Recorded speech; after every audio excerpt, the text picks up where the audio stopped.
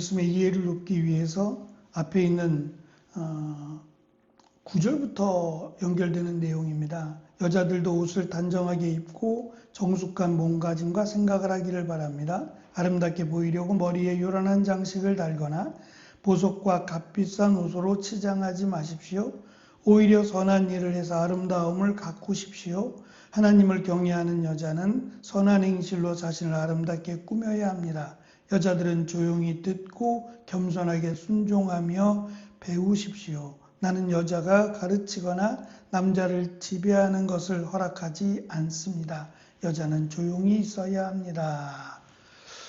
이 내용과 연결해 볼 때에 지금 이 여성들에 대해서, 특별히 교회 안에 있는 여성들에 대해서 어찌 보면 좀 억압하는 듯 보이기도 하고 또 책망하는 듯 보이기도 합니다. 또 더 나아가서 내용이 좀 심각해 보이기도 합니다. 이 말씀은 디모데전서뿐만 아니라 성경에서 참 해석하기 어려운 그런 말씀이지만, 말씀드린 것처럼 앞에서부터 지금 계속 권면되어지는 내용이 이어진다라는 면에서, 다시 말하면 지금 여성들에게 절제하라라고 하는 내용, 또 조용히 듣고 겸손하게 순종하며 배우라는 내용, 그리고 오늘 말씀 가운데 마지막 15절에 자신을 절제하며 믿음과 사랑과 거룩감 가운데 계속 살아간다면 하고 주어지는 내용들을 종합해 볼 때 에베소 교회는 다른 그 소아시아 지역에 비해서 조금 더 앞서가는 듯한, 교육에 대한 부분이나 여러 가지 면에서 좀 앞서가는 듯한 그런 모습을 보입니다. 지금 이 시대를 살아가고 있는 많이 차이 나죠. 1세기와 21세기는 뭐 비교조차 할 수 없는 시대이기도 하고, 과거만 해도 무려 한 100년 전만 해도 여자들이 직장을 갖는다라고 하는 아마 생각을 못했을 겁니다. 우리가 쓰는 언어들, 집사람이라고 하는 아내를 표현할 때 집사람, 또 바깥사람 이렇게 표현하는 그 언어 자체가 주는 의미가 여자들은 집에서 살림하고 아이들을 키우는 그런 존재로 여겼고, 또 그것을 당연히 여겼단 말입니다. 1세기는 특히 더했겠죠.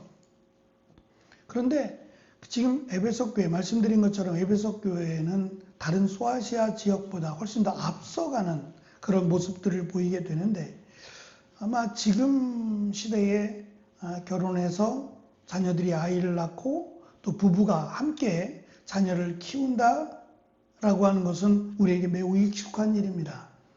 하지만 말씀드린 100년 전만 해도 부부가 함께 아이를 키운다, 남자들이 아이를 키운다라고 했을 때 그것을 어떻게 받아들였을까를 생각해 본다면 1세기는 뭐 상상조차 할 수 없는 일들이 아니었을까 싶습니다. 더군다나 마지막 15절에 있는 것처럼 자녀를 낳고 기르는 가운데 구원함을 받을 것이라고 하는 이 말 안에는 지금 여성들, 교회 안에 있는 여성들 가운데 대부분이 그랬다는 게 아닙니다. 그들 가운데는 정말 재능도 있고 또 여러 가지 면에서 남자들보다 훨씬 더 나은 그런 여성들도 없지 않아 있습니다. 문제는 이것이 이제 사회적으로 또는 교회 안에서 퍼지게 되는 영향력 때문인데, 여자들의 경우에 자녀를 낳고 기르는 것, 이것이 구원과 무관하다 여겼다는 겁니다. 구원이라고 하는 것은 하나님이 주신, 은혜로 주신 선물인데, 이 선물에 대한 우리가 흔히 생각하는 공로 또는 대가를 생각한다면 이것은 당연한 것이고, 자녀를 키워서 낳고 기르는 것, 이것은 남자들이 하는 일이 아니었단 말입니다. 여성들이 해야 되는 일로 여겨졌는데, 이것뿐만 아니라 교회에서 할 수 있는 여러 가지 일들, 이제 교회가 일들이 다양해지면서 이 다양한 일들에 대한 참여가 아무래도 남자들보다는 여성들이 훨씬 더 많아질 겁니다. 일을 하는 씀씀이나 여러 가지 면에서 여자들이 더 잘할 수 있는 이런 일들이 주어지게 됩니다. 그럴 때 이 자녀들을 낳고 기르는 것보다 교회에 더 참여를 해서 더 적극적으로 또 많은 일들을 해야 우리도 구원함에 이른다라고 하는 여성들의 생각이 적지 않았다는 겁니다. 그래서 바울은 단호하게 그런 면에서 그렇지 않다. 여성들이 이 교회의 사역에 더 적극적으로 더 많이 더 깊이 참여를 해야 구원을 받는 게 아니라 지금 자녀들을 낳고 기르는 이 일도 구원함과 관련된 이 구원의 열매 가운데 하나로 하나님이 주신 은혜라고 하는 것을 다시 한번 설명하고 있고, 말씀드린 것처럼 그 여성들의 참여가 다른 지역에 비해서 훨씬 더 많았던 것으로 보여져서 그 부분에 있어서 좀 더 지혜롭게 절제하면서 15절에서 강조하는 믿음과 사랑과 거룩함 가운데 하지 말라는 게 아니라 그 가운데 참여할 것을 사도 바울은 권면하고 있습니다. 이렇게 발생한 문제는, 이렇게 됐던 이유는 남성들이 이 어떠한 그 교회 사역과 관련됐을 때 이것을 떠넘겼거나 아니면 여성들이 야망에 이끌려 무질서하게 권위적인 자리를 탐했거나 라고 하는 두 가지 아마 예가 주어질 겁니다. 어쨌든 이런 일들은 뭐 그때만 있었던 일은 아닙니다. 지금도 또 한국교회에 충분히 설명이 가능한 일들이라고 생각합니다. 제가 한번 말씀드린 적이 있을 겁니다. 꽤 오래 전에 벌써 한 20년이 훌쩍 넘은 시간에 제가 유학생활 하면서 그때 이제 테이프로, 카세트로 차 안에서 이렇게 들을 때 제가 이제 한국에서 좋아하는 목사님들 테이프를 녹음이라 그래야 되나요? 그 테이프를 만들어서 가지고 갔습니다. 뭐 인터넷이 보편화되어 있지 않아서 뭐 다운받거나 하는 일들이 거의 뭐 흔하지 않던 시대였기 때문에 부지런히 해서 테이프를 만들어서 그 테이프를 가져가서 늘 틈나는 대로 들었었는데, 그 가운데 이제 이번에 은퇴하셨던 그 남포교회 목사님, 박용선 목사님이 이러한 내용의 설교를 하셨더라고요. 그게 뭐냐면 여자들, 그 여자 성도들, 특별히 이제 일꾼들이겠죠. 그 일꾼들에게 하는 말이 교회 좀 그만 나오라고. 그 말이 굉장히 충격적이었어요. 교회 좀 자주 나오고 교회에서 열심히 일하고 이것이 당연시되었던 시대에 교회 좀 그만 나오라고 하면서 그 끝말이 가정 좀 돌보라고. 이렇게 말할 수 있다라고 하는 것이 대단했고, 또 들으면서 맞다라는 생각을 이게 공감을 했습니다. 왜냐하면 지금도 그렇지만 한국 교회가 건강하지 못하다라고 하는 이유 가운데 하나가 따로 예배를 드리는 거예요. 그러니까 아내는 교회에서 열심히 일하고 직분도 있고 뭐 권사님이고 뭐 여전도 회장님이고 등등 많은 일들을 감당하시는데 남편이 교회 안 나와요. 이런 불균형적인, 가장 먼저 가족이 같은 믿음 생활을 해야 되는 게 마땅한데 그렇지 않고 아내는 열심히, 지나치도록 열심히 섬기고 봉사하는데 오히려 가족들은 그럴수록 교회랑 멀어지는 겁니다. 전혀 성경적이지 않은 이제 그런 내용들 때문에 신경 좀 쓰라고, 가정에 신경을 쓰라고, 왜 자꾸 교회에 와서 쓸데없이, 정말 일해야 되는 시간 말고 쓸데없이 교회에서 많은 시간을 보내고 있느냐라고 하는 쓴소리였어요. 그때는 그것이 굉장히 시원했고, 야, 이렇게 말할 수 있구나, 정말 대단하다라는 생각을 가져왔습니다. 제가 말씀드린 것처럼 벌써 수십 년이 지났는데 지금은 어떨까요? 변화가 됐을까요? 가정을 더 우선시하고 가족들의 믿음을 세우기 위해서 더 많은 관심을 갖고 그럴까요? 교회 좀 그만 나오라고 쓸데없이 교회에 나와서 이런 얘기를 할까요?